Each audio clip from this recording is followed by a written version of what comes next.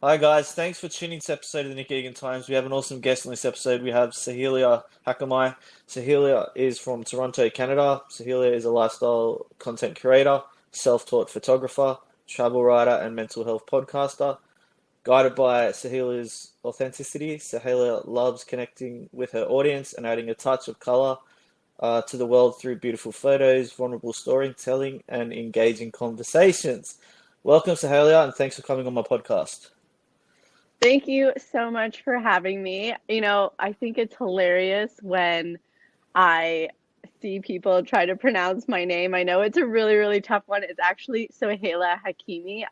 Literally every time I go to Starbucks, though, makes me laugh so hard because I'll say it and they'll be like, "Wait, how do you spell that?" And I'm just like, "Just try.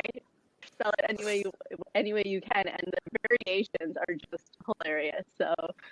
But thank you for having me. It My was a pleasure. nice little intro. I appreciate it. How's it all going over there? It's going great. I'm in Canada. It's snowing right now. We've gotten so much snow recently. So yeah, it's a bit of a winter wonderland. And how have you dealt with COVID since it started and life in general?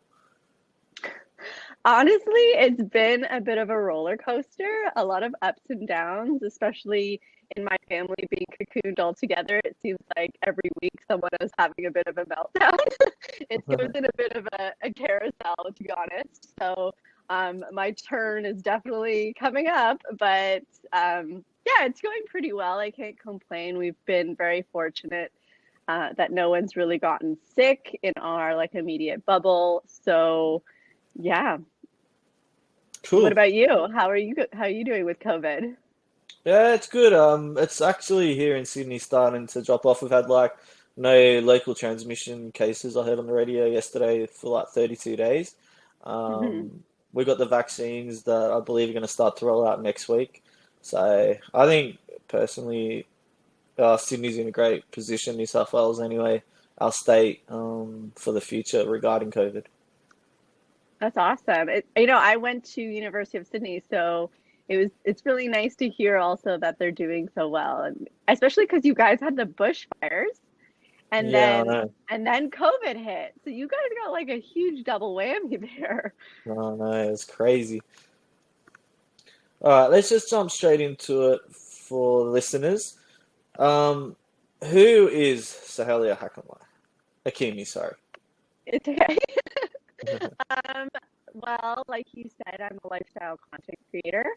I'm a self-taught photographer. I'm a mental health podcaster. So I do wear a lot of hats, but for the most part, I just love creating content and creating imagery that adds a little bit of color to people's worlds. Cool. All right, let's go back to your past. Tell me about growing up, your family, and everything to do on that side of things. Um, okay. I born and raised in Toronto. I had three siblings. One of them passed away when I was younger. Um, and I've also had a childhood sickness. So when I was younger, I had low blood platelet levels, and so I was hospitalized for a while, which was kind of traumatic as a young kid. And high school was pretty much normal high school stuff, right? We're all just trying to find ourselves and learn our identities. And like I said, after high school, I went to university in Sydney, and I actually started a design company when I was done. And at first, I worked for a fashion house here in Canada, and I got some training, and then I started my own line. And it was a little disheartening that I had to close it. Honestly, I was having a bit of a hard time dealing with mental health at the time. I've had a history of anxiety and depression, and so I wasn't treating myself right during that time. I was sacrificing way too much of myself for that career and that job, and it really ate away at my mental health to the point where it took away the passion that I had for that career. And so I ended up kind of shifting from one job to another for a little bit, trying to find my place. And during that time, I was starting to watch like a lot of YouTube videos, lots of tutorials. And so every time I would kind of watch one, I would learn a little bit about, filmmaking and or editing rather, because I wouldn't be actually filming anything, I'd just be watching them. And it just made me feel like I could do this. I feel like what's stopping me from picking up a camera and trying? And so I did, and it was so hard at first. And I remember being like, "Oh my God, I hate my voice. I hate like all the little things that happen, like your vein in your forehead pops out a little bit, and you're like, like I look so stupid." But you get used to it, and I just kept going and going and going, and here I am today. Amazing. How did you like growing up in Canada? And what was it like? I love Canada. It's such a great country. We have a great like social system. Um, yeah, like schools are really great. They have a really high level of education, even public schools, and people are very friendly. It's a safe place. We, leave our front doors unlocked most of the time. Um, yeah, it's such a wonderful country. It's been great. Excellent. Excellent. Um, you've obviously done some traveling to Sydney, as you mentioned before. Where else have you traveled in the world? All over the US, all over Mexico, into South America. I've done Argentina. I've done like Costa Rica as well. Where else in South America? Oh, I went to Colombia. That was amazing. I went to Turkey when I was younger, traveled all over Italy, Greece, France, Ireland, England, China.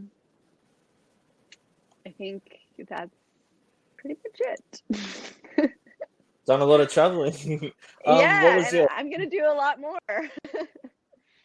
amazing? What is your favorite place you've been to in the world then? Your favorite location? It's so hard to say because recently my favorite location was definitely Colombia. I went to Cartagena and it was so nice. I was blown away by how friendly the people are there and how pretty of a city that place is. And yeah, and it just was such a nice trip and such a refreshing experience. When you go into a trip and you have all of these ideas of what it's going to be like, and it just pleasantly surprises you and just takes you like it's so better. And so, yeah, definitely Colombia would have been at the top of that list. But if we're talking about a place that I could go back to 100 times and still feel so excited about every time I go there, it would be probably Italy. I love cooking. I love Italian food. It's definitely one of my favorite cuisines. So, I could go back there 100 times and just be like a pig in shit, just so happy. Yeah, I love Italy too. I think it's amazing. All right, let's talk about your podcast. Is that so podcast? Is that how you say it? Is that so podcast? Is that So right? Yeah, yeah. that Talk to me is about that. that so? So it's like a play on my name. Yeah. Um, yeah, so it's a mental health podcast. As I said before, I've had issues with depression and anxiety and actually PTSD, all of which kind of really became overwhelming and a pillar in my life after being sexually assaulted when I was just between high school and university. And so since the incident, I had a decline in mental health and I wasn't taking care of myself. I think I struggled with a lot of self doubt, low self confidence, and it really ate at my core because I wasn't expressing myself or dealing with it. And I didn't tell anybody about it for over 10 years. And so I just let it kind of sit and get compartmentalized, but fester because it wasn't acting. When you carpet, sorry, when you put something in a box and you like shove it down, you're actually like letting it be a part of your day-to-day life. It's just in your subconscious. And so until I started to deal with that, I really had a hard time. I would go through 4 months of like serious depression, and maybe it had something also to do with being in Canada and like having seasonal depression, because it does get cold and you do have to stay inside for a bit. But because I noticed it would always come like right after New Year's. So it would always come like January, February, March, and then April it would start to lighten up, and then it would always come back, you know? So, but I also suffered from a lot of anxiety, and especially after the incident, in those like 5 years to follow, every time like I would get drunk, I would kind of like always go over my limit and drink way too much. And I would also, you know, just not be who I am. I was really insecure, especially when it came to like dating. I was a people pleaser. I was allowing people to step over my boundaries. Yeah. So about 2 years ago, I started sharing about my sexual assault experience, and it kind of was like an epiphany to me. It's like, oh my God, this is exactly why I have been acting like this for so long. And this is exactly why like I haven't really given myself the full, like a full shot, you know, or like I'm lacking self-belief here. I'm lacking confidence here. I am so creative, and like I can do anything. I literally think that I can do anything, and anyone else can do anything too. If I can do it, anyone else can do it. So it's not like I think that I'm better than anyone or anything like that. It's just that I do have like a self-starter. I'm motivated, but you can have all those things, and if you don't believe in yourself, then you know you're too scared to show your creativity to other people, and so maybe you've lost your identity, you've lost your uniqueness, you've lost your authenticity. And so I was really in a depressive state. I was, you know, I had some suicidal ideations, and I scared the hell out of me. And so I really started this healing process. And once I started that, I was able to finally kind of love myself in a way where I was able to like chase my dreams wholeheartedly without any self-sabotage, without any like low self-belief, low confidence, and really take charge of my life. And so when I was on this journey, I was like, other people need to have a community where they can come to, or a place where they can come to and find this amazing information or different ways of healing, because treatment looks different for everyone. So I'm going to create something where people can come and they can listen and they can laugh with me and they can cry with me and they can get emotional and just learn from all these experts. Because since I had started my Instagram and my blog, I had grown a lot. So having a bit of a soapbox to stand up on helps me bring awesome people onto the show and give them exposure. And so I feel like I'm actually doing something way more fulfilling than what I thought I was going to be doing when I started this whole journey. And yeah, I've talked to so many amazing people, and it's so interesting because like I get to ask them questions, and I'm learning for my own benefit, and I get to take all these people along with me. Wow, that's amazing. Personally, I think you're extremely brave. I think you're doing a wonderful thing. Definitely opening up for your mental health and everything that obviously you've gone through. That's not easy. So yeah, I have massive respect for you, and yeah, I think you're extremely brave, and yeah, you're doing Oh, wonderful things. thank you. It's very fulfilling. What about you? Why did you start your podcast? It's always interested me interviewing people like yourself, Hmm. obviously. And what happened was I was planning on doing it, I guess, in this year, but it just happened a lot quicker than what happened. So, in literally the end of last year, we had a COVID outbreak in my area, which is the Northern Beaches. You've been to Sydney, so do you know like Manly, that kind of area? Yeah, yeah. Yep. So I miss that place.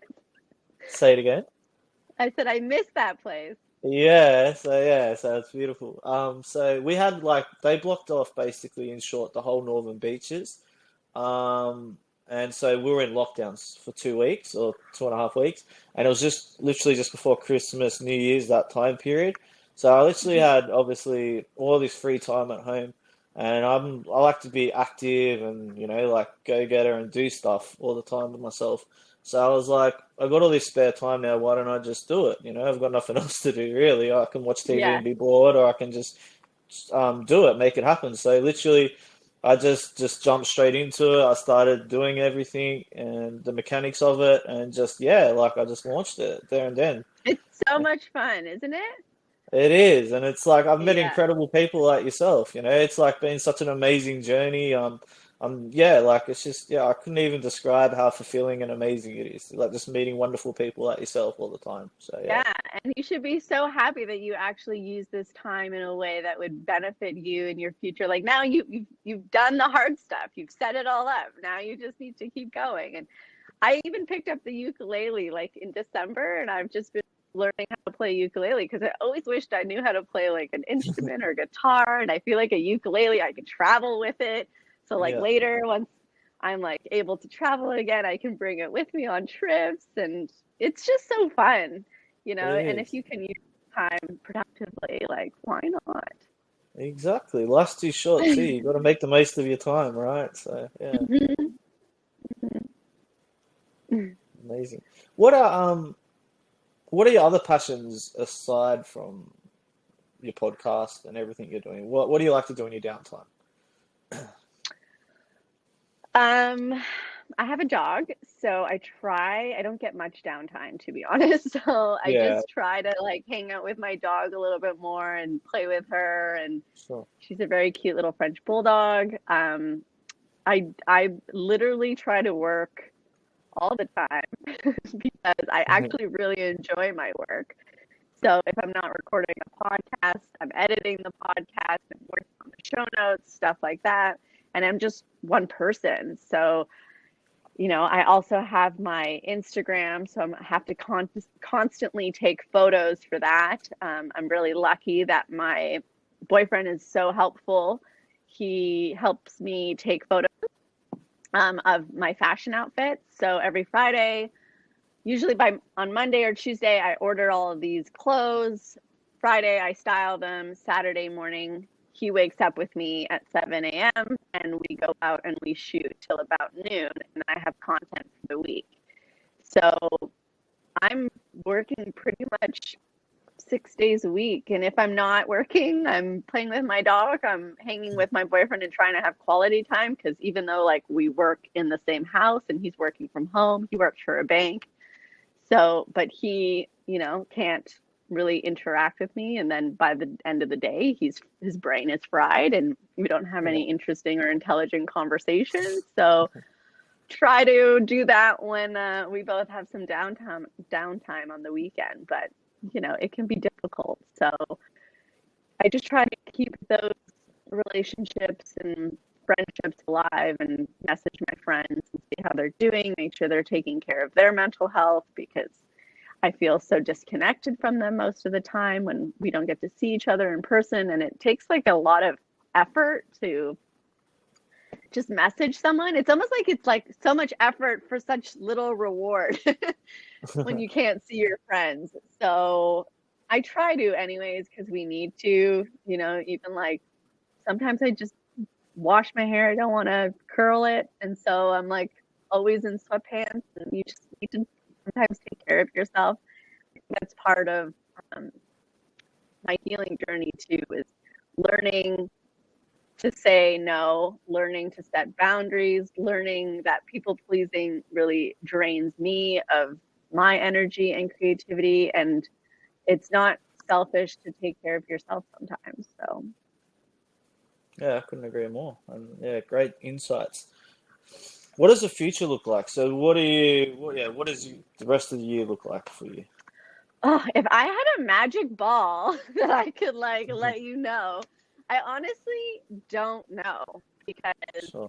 I recently went to a travel conference that was like virtual, obviously, and met with all these destinations, and they're really excited to have me come to their destinations, but no one really knows when they're even going to open up the borders because right now in Canada, like our borders are closed, and we have limited flights, and you're only supposed to fly if it's mandatory or like absolutely necessary. So they've really come down on that. They've even canceled all flights for March break here in Canada. So it's hard to say. I feel like we're gonna start opening things up in the next month or so. So there might be some more road trips, local travel, like neighboring provinces.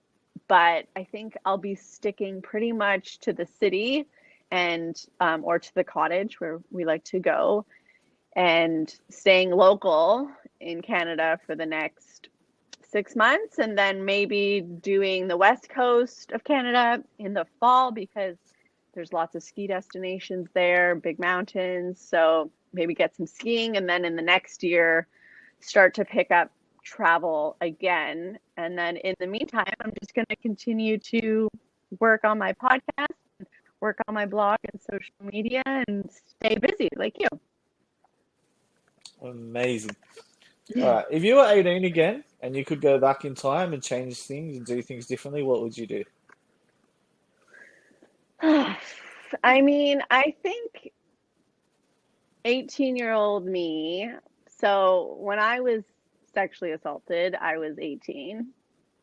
And I think 18-year-old me needed a lot of love and guidance and to know that like someone cared about her. So I would probably go back and do that for myself. I Yeah, for really sure. don't have any regrets about anything. I just feel because obviously like look where I am today. Like I'm very fortunate to be honest. Like and I've done so much healing that I have so much self-compassion for that 18-year-old me trying to figure out how to deal with all of this trauma and process and obviously didn't do a very good job of it for a very long time because I never dealt with it.